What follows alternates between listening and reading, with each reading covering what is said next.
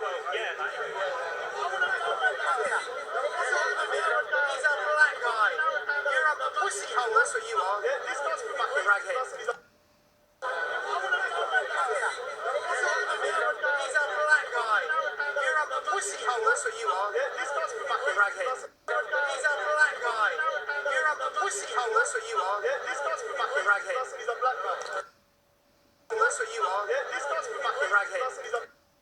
You're a pussy hole, that's what you are. This guy's fucking raghead. He's a black guy. You're a pussy hole, that's what you are. This guy's fucking raghead. He's a black guy.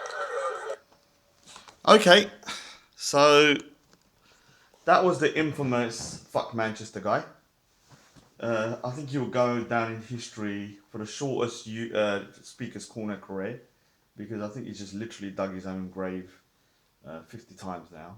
We'll go back to his kind of, because you know the word raghead is actually a slur not against Sikhs originally, it was actually against the Arabs, but obviously because the turban is associated with the Islamic extremists, so we get the raghead as well. And this so-called parent who brings his kid to the park and has him with them is going around calling people ragheads and swearing and everything in front of his kid. I think we should nominate him for Parent of the Century and see if he gets thingy. So I'm going to show you his greatest hits. His other hit was this. Obviously, you can't forget this one. This is like a classic in terms of Speaker's Corner hits.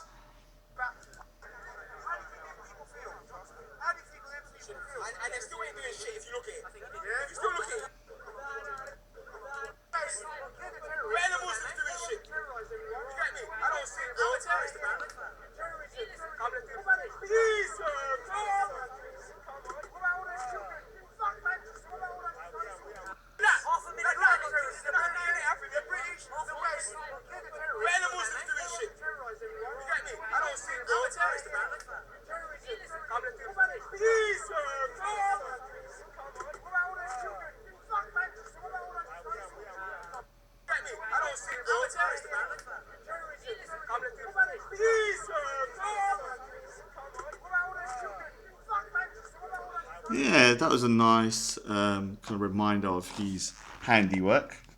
Obviously, he's got more. I mean, I was looking for another video from Reverend Simon Sideways, big up Reverend, and he recorded an incident that I had with him just earlier that day on the other one. And if you look at 450 of this video, you're going to see something very interesting.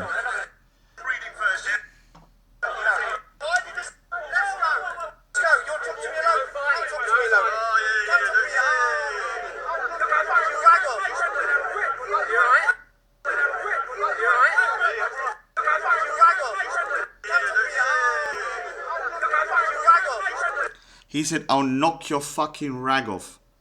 Meaning that will knock my turban off, yeah? Rock my rag off. Now listen again.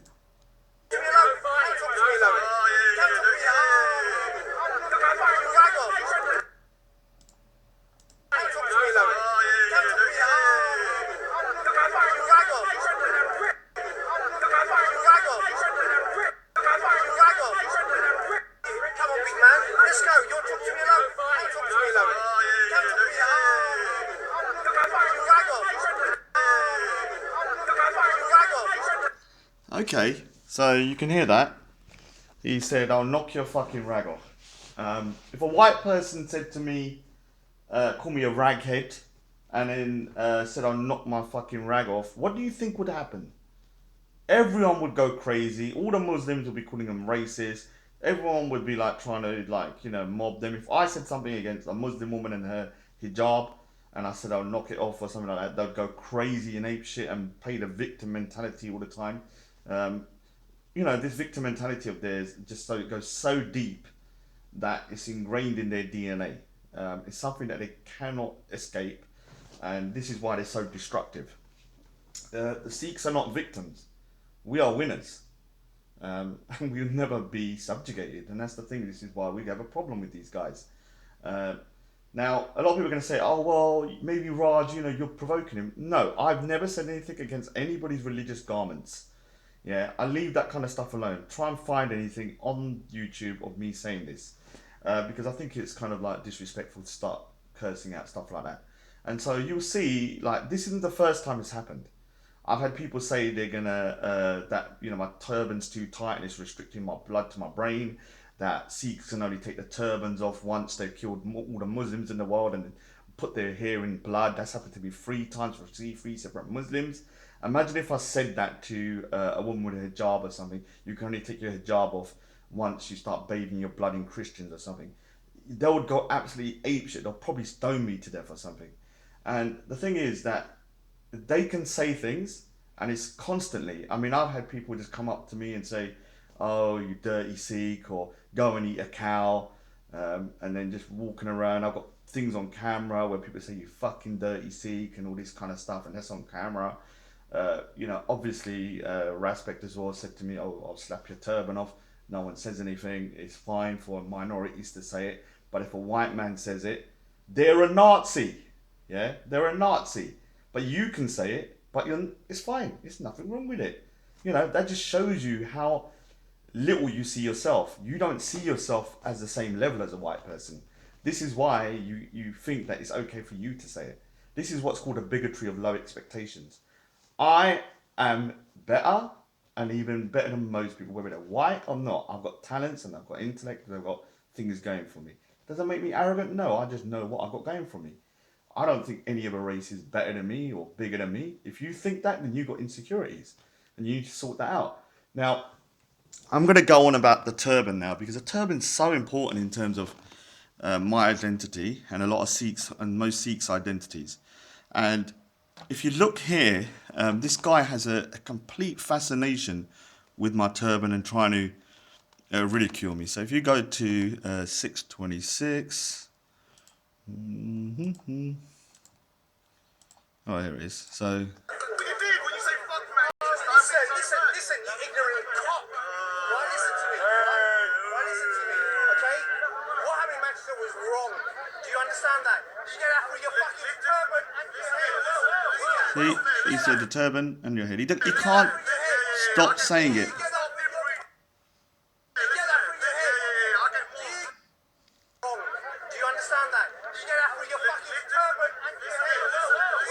See, he'll always mention my turban, and then you will have,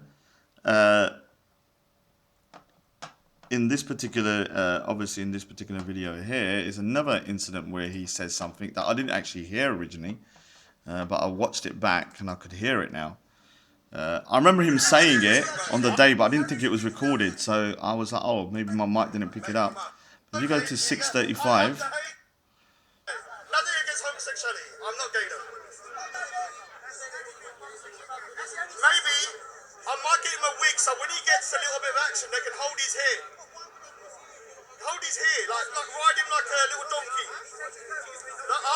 See, he says he takes his turban off and he uses it for X, Y, Z. Now, I can't remember exactly what the end was, but it wasn't pretty because he was talking about dirty stuff. Hold his hair, like ride him like a little donkey. Yeah, he takes his turban off. So once again, a turban joke. And obviously, what's so shameful about this is that the turban isn't just for Sikhs. I mean, the turban has been around for, millennium. We can't even really figure out where it first came. But we know it's mainly from, like, India and the Middle East and places like that. I mean, your prophet wore a turban. A rag, as you call it. A raghead. So, your own people wore ragheads in India. I know you don't see yourself as anything apart from Muslim, but before you was Muslim, you was probably Hindu or something. I know that's going to kind of butthurt you because you can't accept anything before Islam. But they probably wore a rag on their head as well. So you call it a raghead. I call it a turban or dastard or a bug. For Sikhs, we call it a dastard. And, he's threatened to knock my turban off. Only one man has done that. And that was from the back of my head and he knocked it off. And like I said last time, let's just say that my conduct after that resulted in me being arrested. So I won't go too much into details because I've only been arrested twice, but that was one of them. The other time was for my brother-in-law who used to hit my sister, so both times were justified. So, people can do what they want. Try your luck and let's see what happens. So this guy here, yeah, is the reason. He's like the poster boy of why I have an issue with Muslims over the last few years and Pakistanis and stuff like that, because they have this real deep-seated, rooted arrogance, and that they're better than everybody, and that they think that they can say what they want, but everybody else cannot. That they're God's gift when they're the low. Well, he's the lowest of the scum. And I'm going to show you like a section of this particular video here and explain why. I'm going to show it to you in a second. So if you look and go to 8:14, Reverend Sideways, Simon, the guy again.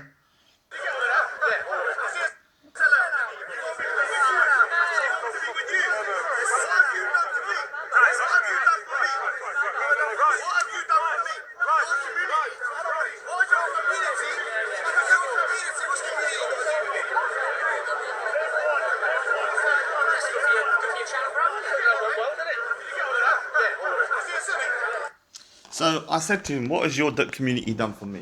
And I'm going to ask you again, because a lot of Pakistanis and Muslims keep coming up to me and saying, oh, bro, let's stick together. What have you done for me, my community? Let's list what you've done. Now, I'd like to hear the comments, what you've done. Let's forget about six, what you've done for me, personally. Now, I'm going to go over a little bit of history, because I want you to understand why these guys...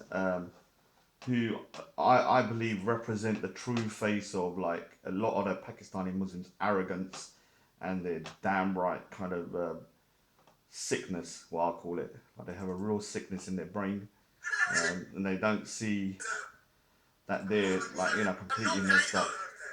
So you see this guy, he's a typical groomer and things like that.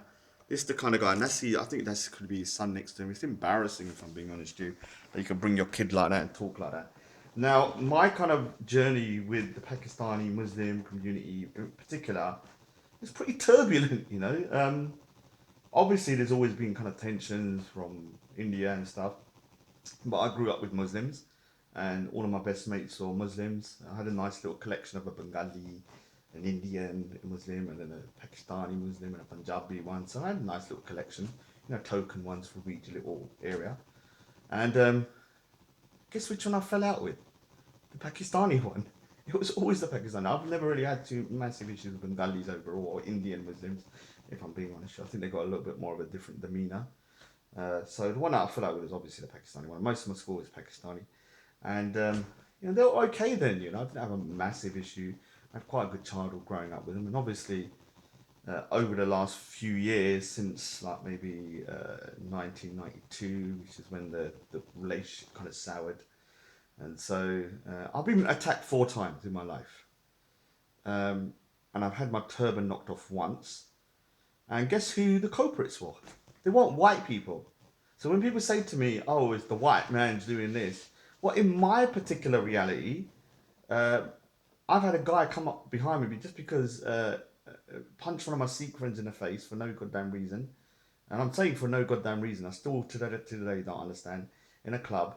Then when we got outside, surrounded us, and one of the guys from the back of my turban, not from the front, like a coward he is, knocked my turban off from the back and it come off. I've never had anyone else do that to me. Yeah.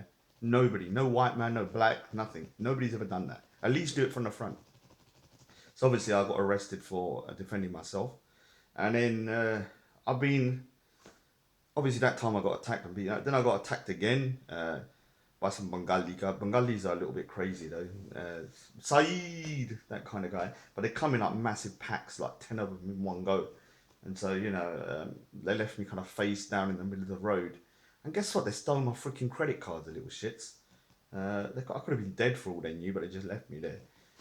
I couldn't defend myself against so many people, and I was too intoxicated. And there's been another 2 times as well. And, even one of the only mates I had who, a lot of my mates were mixed, Sikh stuff. The only one I've ever had a physical altercation with was a Muslim guy. When we fell out, it went physical. And so my kind of relationship, and obviously the last kind of real bad experience was obviously with the grooming, like, my cousin being groomed. That was like the nuclear bomb of all of the things that went wrong. Now, before everyone starts saying, oh, well, you hate all Muslims, no, when I all these things happened, I let things go. I was like moving forwards. Even when my cousin got groomed, I moved forwards. I was working with Muslims for, if anyone knows me from that time, I never showed any animosity. No one even knew what was going on. I just kept it to myself because it was something that was quite embarrassing, I felt at the time. And it's only obviously like when the 2017, that the grooming epidemic and everything started kind of materializing, that I was like, oh, it kind of brought back a lot of memories. The terrorism, the kind of extremism that I experienced through Hizb ut-Tahrir and all these kind of gangs and all this kind of stuff. And then, all the stories I'd heard about hundreds of Sikh girls being raped and groomed over the years. And so it just kind of like made me, I was like, all right, I can't sit around any longer. And I'm telling you, you can't sit around any longer. If you're a Sikh, yeah, or an Indian, Hindu, whatever, and you know something's happening within your community, and even if you haven't experienced it like me, don't just sit back. Do whatever you can. It can be a little thing. It can be very little. You could just contact, SAS, Sikh Awareness Society, or CQ if you can. Say, look, man, whatever you want me to do, if you want me to give you money, whatever, do voluntary work.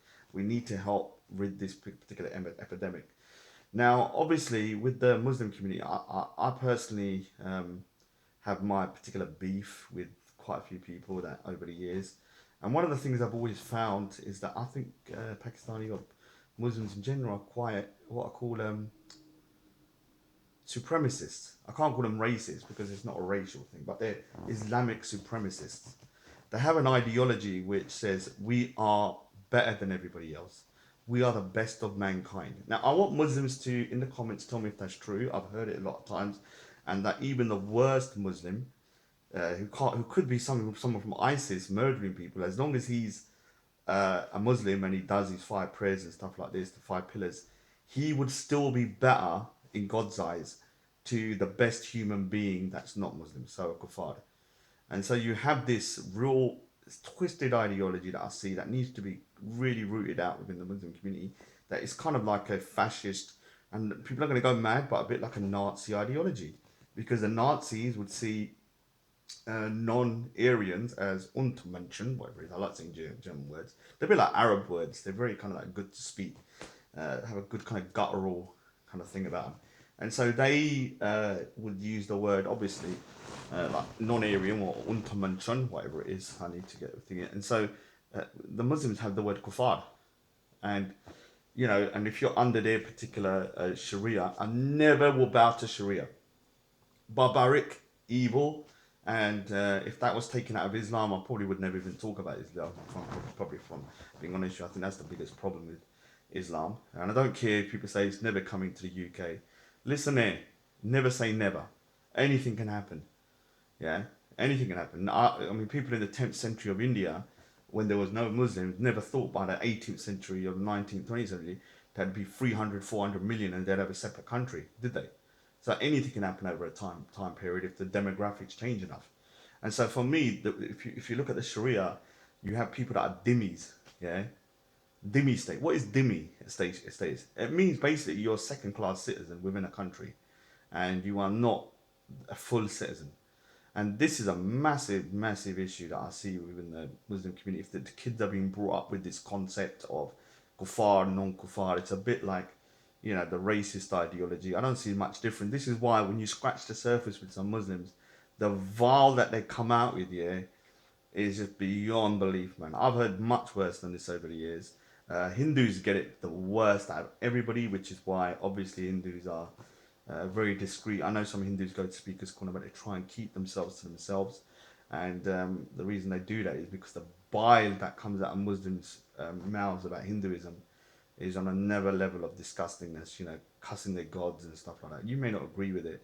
So, I want to just kind of like leave it on a note of, let's see if this guy, the guy that said he's going to knock my turban off, will come back up to me and let's see how he's going to be this time, because you never know what he's going to say. And one of the things is, obviously, when you look at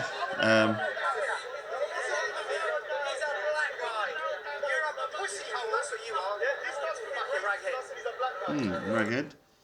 Just so I can remind you. And then you have, obviously, Reverend Simon Sideways. And then you have your 450. How many of your grandparents have been fucking each Oh, sorry. Let's go, you're talking to me alone? Don't talk to me alone. Don't talk to me alone. Look how far you rag off. Look how far you rag off. You know, and people say, you know, white people are racist. The most bigoted people I've ever met have been Muslims. The bigotry that comes out of their mouth is just on another level of madness. And this is why, you know, I'm sick and tired of this. Oh, you support Tommy Robinson. I'd rather support Tommy Robinson and be an Uncle Tom than I'll never be an Uncle Hamid or Uncle Muhammad. Never. You're never going to get me in that way. Now, obviously, you love the little Tolochan. There's all these things about Tolochan being the savior of the Sikhs. But when you look through the comments, guess what? All of the comments are actually from Muslims. I wonder why they like Tolochan. Let's have a look. Let's have a look. So we'll go to 5:30 and we'll see why they like Tolochan over me. I wonder why. Oh, sorry, this is the wrong one. Sorry. Better quickly go. Yeah, so that was the wrong one, sorry. Look at his beard. Look at his beard, guys.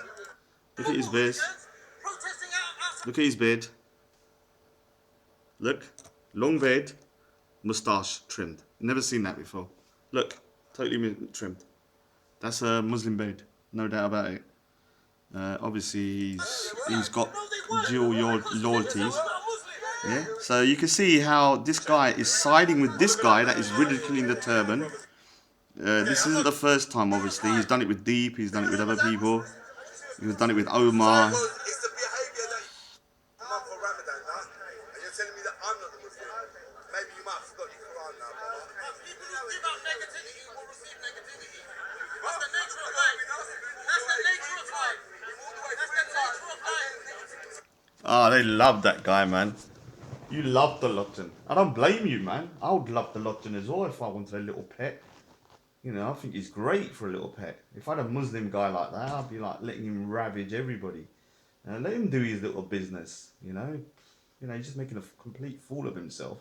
And if people think he's bad on here, try spending 10 minutes with the guy and you'll understand his mouth is more filthy than anything you'll ever hear. So let them use their little pet rabid Rottweiler, because he does have a bit of a bite, I'm not going to lie, but then again, I'm a shared. Yeah, I am a shared as well, so I'm a shared, he's a Rottweiler. A shared will devour a Rottweiler at some point. Yeah, maybe a little bit of a scuffle, but there's no way I'm being devoured.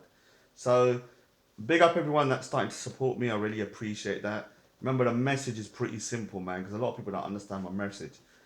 To expose the grooming gangs, yeah, number one, yeah, 100%, that's my number one goal. Number two, to challenge the Islamic extremism and try and get the more moderate Muslims to start outing them, yeah, and you need to do that by kind of challenging the extremists and giving support to the moderates. And thirdly, to protect free speech, because with free speech, you can hear all this bullshit, yeah, it's great to hear it, I love it. It shows the real nasty side of people, and that's what I want to see. Most people do not show that, yeah, unless pushed to a particular area, and then they will see it. Like, one of the things is a lot of people don't like the fact that Raoul, who recorded this footage, his camera's all over the place. But good thing about Raoul, big up Raoul, sorry, it looks like he's not filming. So people say things off the cuff, not realizing they're on camera, and this is how he caught that particular incident. If he had a camera in front of the guy, because I've had so many things said about me, about my faith and my but it's never been on camera, and so I've never been able to substantiate what I'm saying. But you can see here, like, it's just when the cameras, they don't think the camera's on, they're going to be insulting me. And this is during Ramadan, and this is just like a very small piece of the abuse that I normally get. So, like I said, I'm growing and I'm growing stronger. And anyone that wants to come on the journey with me, come with me. You can join me. I'm happy to have you on board, man. The more the merrier. But I am still a lone wolf. All I can do is guide people. I don't want people following me. I can guide you. I don't like people kind of like sticking too close to me. So all I say is back to Speaker's Corner on Sunday, and maybe I'll expose these guys all over again. Anyway, take care.